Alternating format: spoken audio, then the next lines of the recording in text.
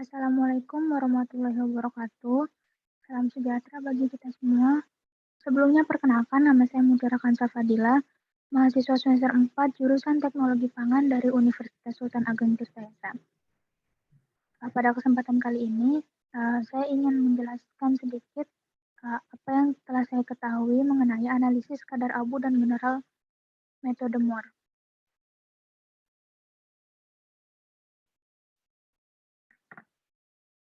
Mineral sendiri merupakan zat gizi yang dibutuhkan oleh tubuh dan memegang peran penting dalam pemeliharaan fungsi tubuh, baik pada tingkat sel, jaringan organ, maupun fungsi tubuh secara keseluruhannya.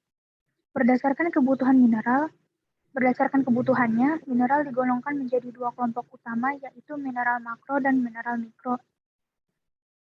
Untuk analisis mineral pada bahan pangan sendiri, dibagi menjadi dua.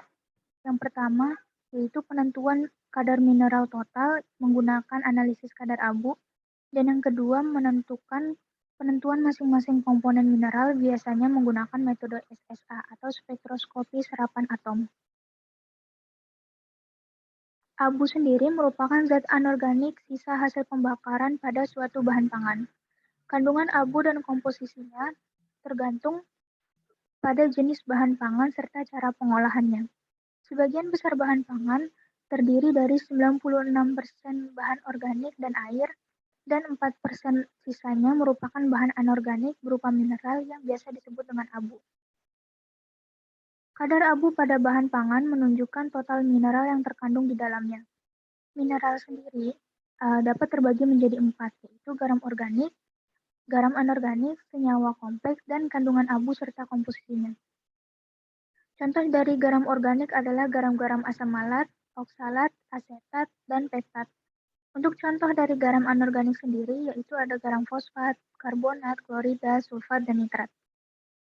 Untuk contoh dari senyawa kompleks ada klorofil Mg, pektin Ca, dan mioglobin F.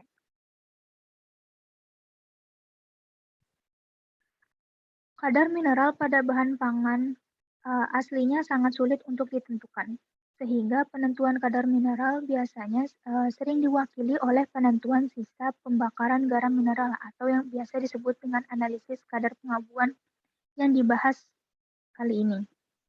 Tujuan analisis kadar abu sendiri yaitu untuk mengetahui kandungan mineral pada bahan pangan yang diuji, menentukan baik tidaknya suatu proses pengolahan, mengetahui jenis bahan yang digunakan, serta dapat memperkirakan bahan utama suatu produk. Analisis kadar abu juga biasa digunakan sebagai parameter nilai gizi suatu bahan pangan. Metode pengabuan sendiri sebenarnya terdiri dari dua cara, yaitu pengabuan basah dan pengabuan kering.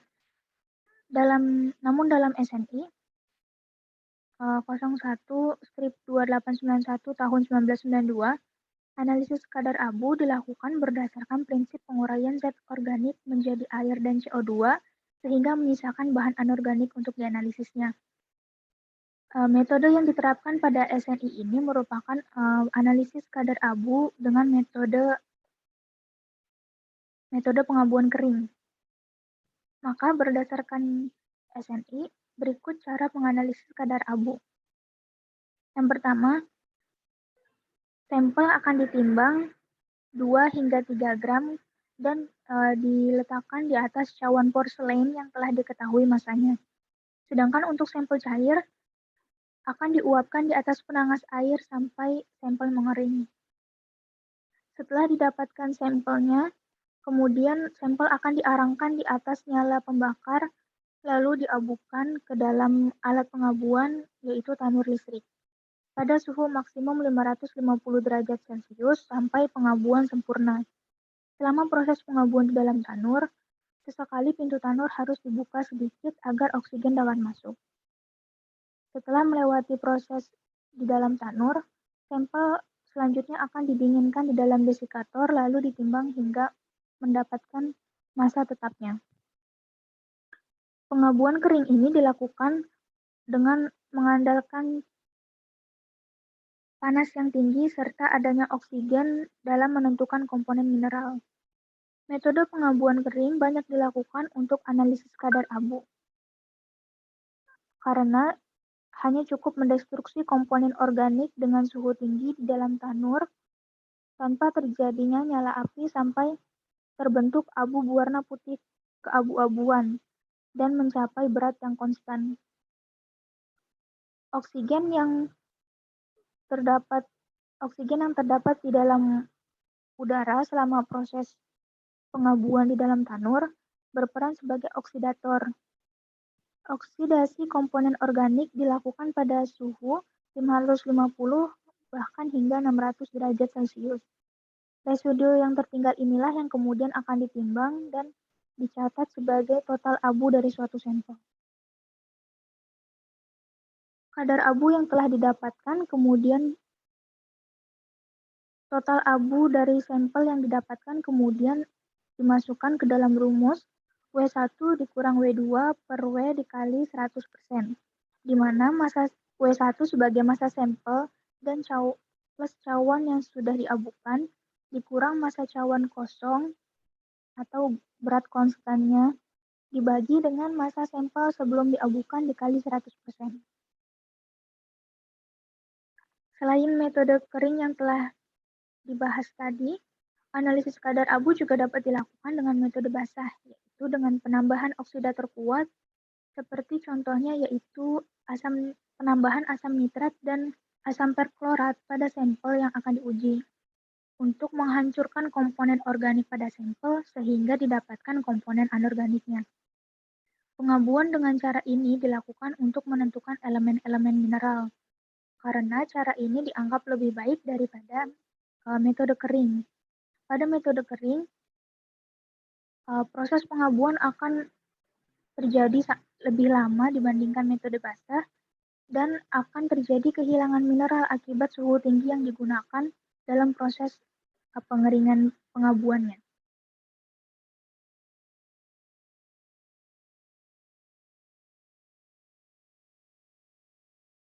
Selanjutnya kita akan membahas tentang metode Moore, yaitu analisis titrasi analisis yang dapat digunakan untuk mengetahui beberapa kadar mineral pada pangan. Metode Moore sendiri merupakan salah satu bentuk metode titrasi argentometri atau metode titrasi yang digunakan untuk menentukan kadar zat dalam suatu larutan sampel yang dilakukan dengan pembentukan endapan bersama ion Ag+. Fungsi dari metode Moore sendiri adalah untuk menetapkan beberapa kadar mineral pada bahan pangan seperti natrium, klorida, bromin, serta dapat juga digunakan untuk menganalisis ion sianida dalam larutan yang sedikit alkalin. Prinsip kerjanya yaitu cukup sederhana, hanya dengan mentitrasi ion klorida atau natrium pada sampel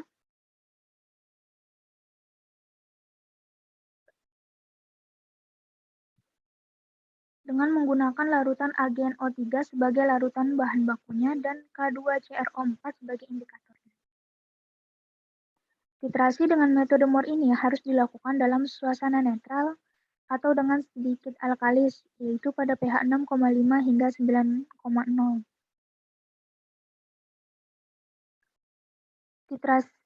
Tingkat keasaman atau pH pada larutan akan sangat mempengaruhi titrasi.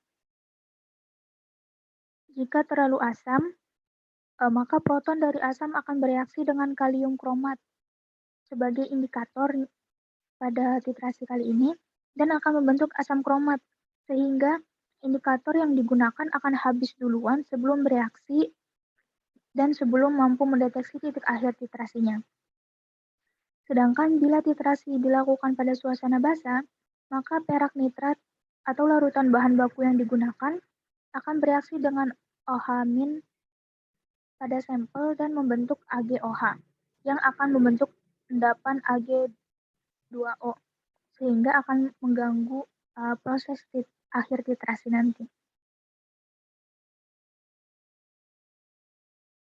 Cara kerja titrasi ini pada kali ini saya mengambil contoh NaCl sebagai sampelnya. Cara kerjanya yaitu larutan klorida yang bersifat netral atau agak katalis akan dititrasi dengan larutan titer perak nitrat menggunakan indikator kromat. Apabila ion klorida telah habis diendapkan oleh ion perak, maka ion kromat akan bereaksi membentuk endapan perak kromat yang berwarna coklat atau merah bata. Ketika larutan telah menjadi coklat atau merah bata, maka titrasi harus segera diakhirkan. Dapat dilihat pada ilustrasi bahwa sampel yang memiliki warna bening ketika ditambahkan dengan K2CrO4 yang sejatinya berwarna kuning, maka akan merubah warna sampel menjadi kuning pula.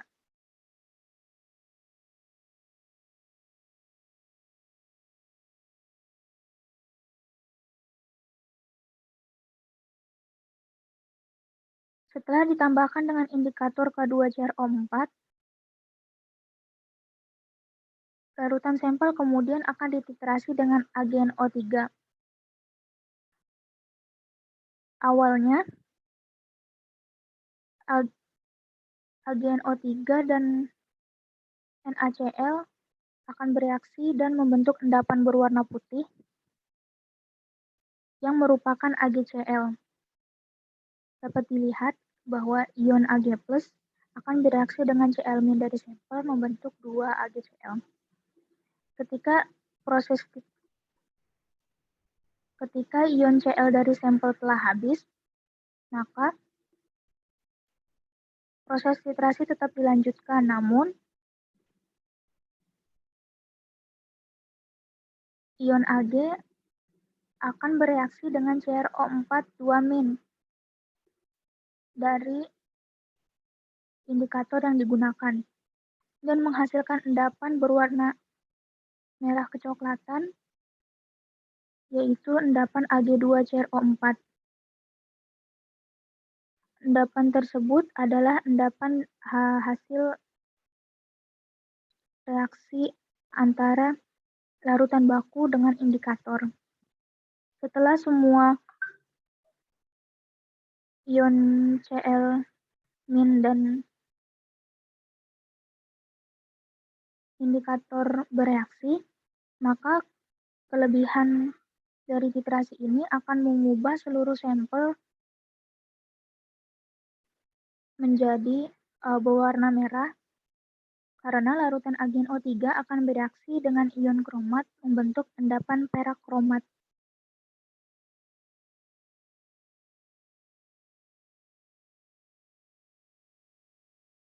Untuk dapat melakukan titrasi yang baik, maka ada beberapa hal yang perlu diperhatikan pula.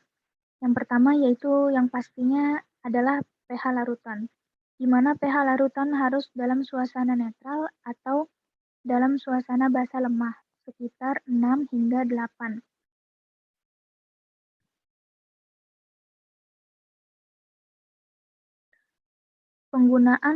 Pemilihan indikator K2CrO4 dipilih karena kalium kromat sebagai indikator memiliki suasana sistem yang cenderung netral.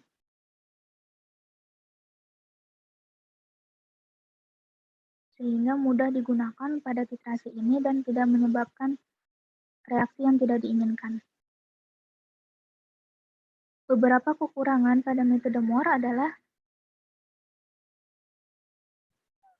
metode ini dapat digunakan untuk menganalisis kadar klorida dan bromida. Namun, akan tetapi, untuk analisis iodida dan tiosinat tidak memberikan hasil yang memuaskan atau sulit digunakan untuk menganalisis iodida dan tiosinat karena endapan perak dari iodida dan perak tiosinat akan mengabsorpsi ion kromat sebagai indikatornya sehingga titik akhirnya akan menjadi kacau. Adanya ion-ion seperti sulfit, fosfat, dan arsenat juga akan mengendap selama proses titrasi.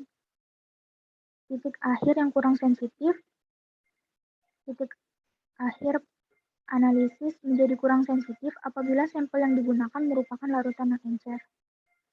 Dan yang terakhir, ion-ion dari sampel yang diabsorpsi menjadi terjebak dan mengakibatkan hasil yang rendah, sehingga ketika mendekati titik akhir titrasi, sampel harus dikocok cukup kuat untuk membebaskan ion-ion yang terjebak.